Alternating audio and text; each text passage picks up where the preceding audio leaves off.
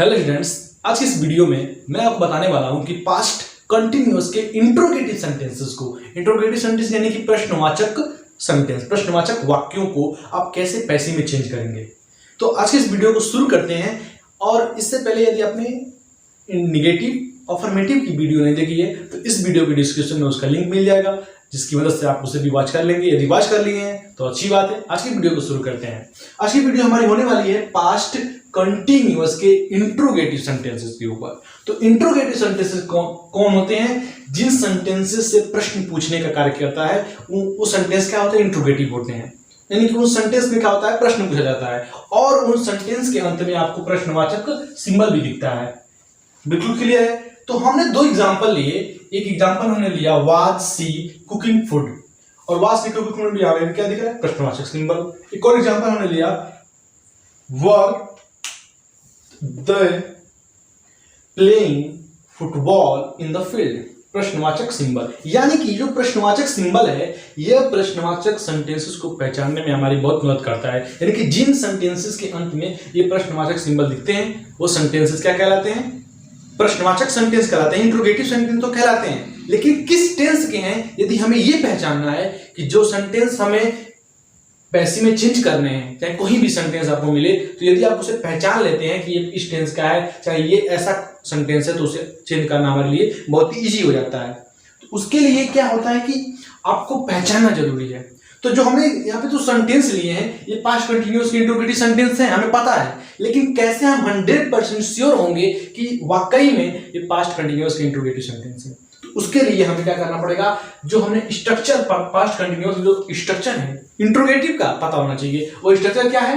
Was या वर, subject, main verb की first form में आईएनजी, ऑब्जेक्ट, अदर और प्रश्नवाचक सिंबल। यानी कि कोई भी सेंटेंस इस स्ट्रक्चर को मैच करता है तो वो सेंटेंस पास्ट कंटिन्यूअस का इंट्रोगेटिव सेंटेंस कहलाएगा। बिल्कुल क्लियर है।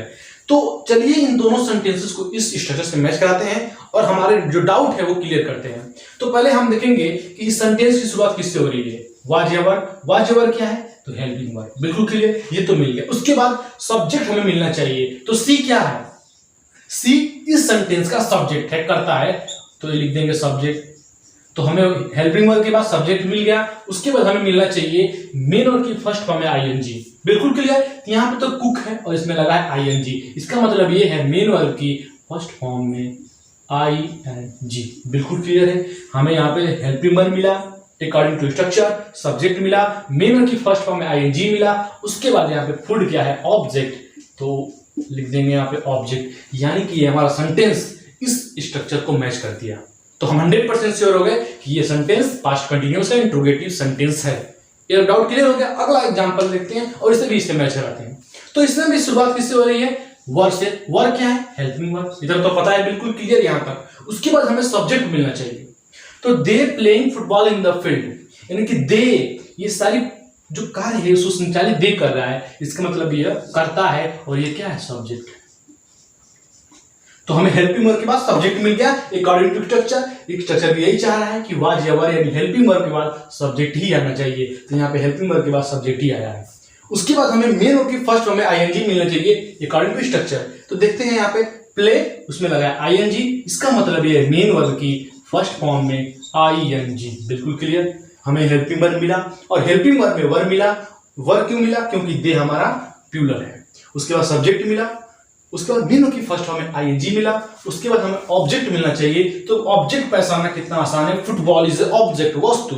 ये क्या है? आपका सेंटेंस का ऑब्जेक्ट। तो हमें ऑब्जेक्ट मिल गया। देखिए helping verb, subject, main verb की फर्स्ट फॉर्म में आईएनजी, ऑब्जेक्ट। अब इसे मैच कराइए। Helping verb, subject, main verb की फर्स्ट फॉर्म में आईएनजी, ऑब्जेक्ट, और इन द फील्ड इस सेंटेंस का अदर वर्ड, उसके बाद प्रश्नवाचक सिंबल।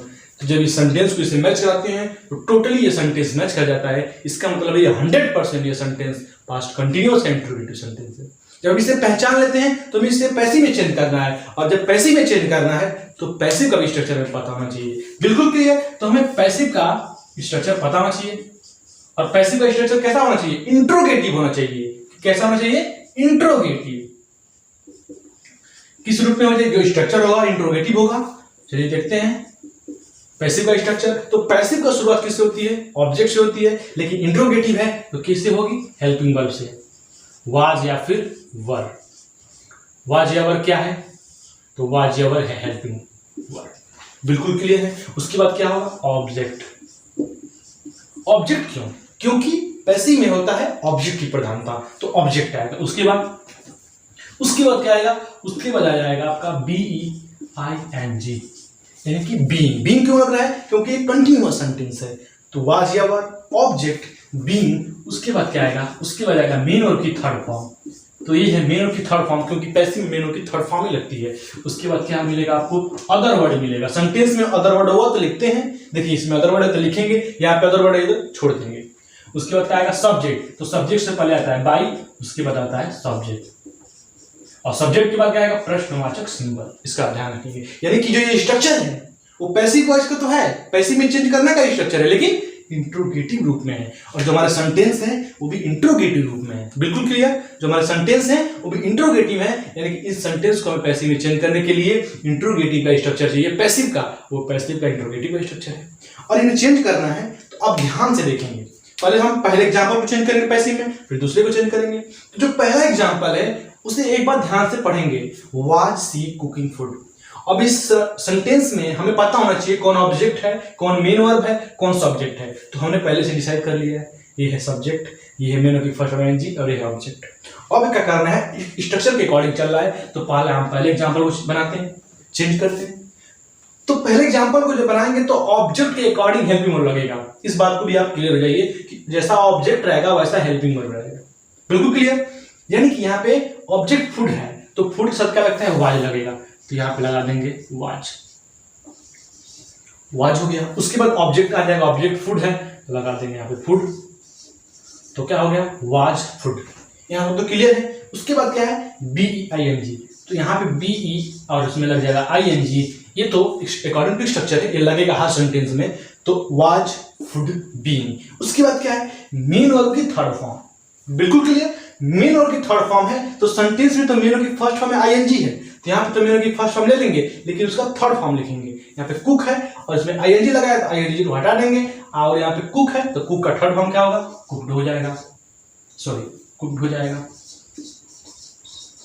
तो ये हो गया वाज फूड बीइंग कुक्ड। उसके बाद क्या है? अकॉर्डिंग टू स्ट्रक्चर में क्या है? मेन वर्ब की थर्ड फॉर्म के बाद अदर वर्ड, तो सेंटेंस में अदर वर्ड नहीं है तो छोड़ देंगे। उसके बाद क्या है? सब्जेक्ट। तो सब्जेक्ट से पहले क्या लगेगा? बाई। बिल्कुल क्लियर है, यहाँ बाई लगेगा। उसके बाद सब्जेक्ट आ जाएगा, तो सब्जेक्ट में कौन है? यहाँ पे सी। तो सी यहाँ पे सब्जेक्टिव रूप में है क्योंकि सब्जेक्ट की जगह पे है, लेकिन जब ये ऑब्जेक्टिव रूप में, यानी कि जब ऑब्जेक्ट की जगह पे जाएगा तो ये भी ऑब्जेक्टिव रूप ले लेगा। तो सी का ऑब्जेक्टिव क्या होता है? हर। उसके बाद प्रश्नवाचक सिंबल, यानी कि जो हमारा पहला एग्जाम्पल है, जो हमने पहले एग्जाम्पल लिया था उसे हमने पैसिव में चेंज कर लिया कितना आसानी से। तो जब आप भी चेंज करेंगे तो इसी ट्रिक का यूज करेंगे। और एक दूसरा एग्जाम्पल है और इसे भी हम आसानी से चेंज करेंगे, कोई दिक्कत नहीं, कोई टेंशन नहीं लेना है। चलिए इसे भी चेंज करते हैं, और इसे भी चेंज करने के लिए सेम वही प्रोसेस, वही प्रक्रिया करनी है। और प्रक्रिया क्या है? पहले हम ऑब्जेक्ट को पहचानेंगे सेंटेंस में। तो ऑब्जेक्ट फुटबॉल है, फुटबॉल है तो फुटबॉल अकेला है तो उसके साथ वाज लगेगा। बिल्कुल क्लियर। तो उसके साथ लगा देंगे वाज, तो हमने लगा दिया वाज, हो गया वाज। और वाज के बाद क्या आएगा? ऑब्जेक्ट। ऑब्जेक्ट फुटबॉल है तो आ जाएगा फुटबॉल, आ गया फुटबॉल। बिल्कुल क्लियर। तो वाज फुटबॉल। उसके बाद क्या आएगा? उसके बाद अकॉर्डिंग टू स्ट्रक्चर, जैसा स्ट्रक्चर करेगा, जब हम सीखेंगे तो स्ट्रक्चर की बातों को मानेंगे, और जब हम सीख जाएंगे, जब हमें स्ट्रक्चर भी याद हो जाएगा और हमें चेंज करना भी आ जाएगा तो अच्छी बात है। तो शुरुआत में तो हमें इसकी बात माननी ही होगी। तो वाज फुटबॉल, और उसके बाद क्या आएगा? बीइंग। बीइंग क्यों? क्योंकि ये अकॉर्डिंग टू स्ट्रक्चर है, और ये ING जो यहाँ पे फॉर्म है उसका लग रहा है यहाँ पे ING, BING। तो वाज फूड बीइंग। उसके बाद क्या आएगा? मेन वर्ब की थर्ड फॉर्म।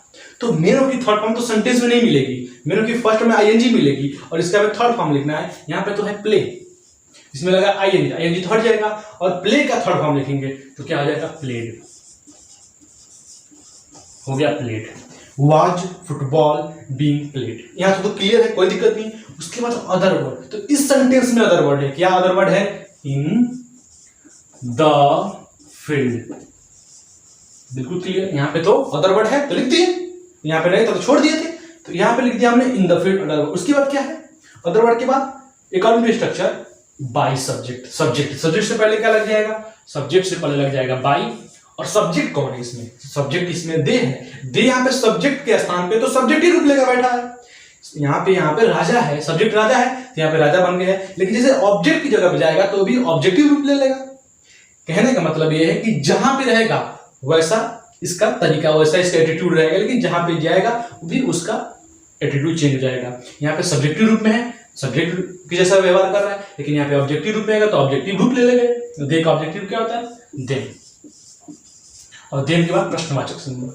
देखिए कितनी आसानी से हमने इसको पहचाना स्ट्रक्चर की मदद से, और कितनी आसानी से स्ट्रक्चर की मदद से हमने पैसिव में चेंज कर दिया।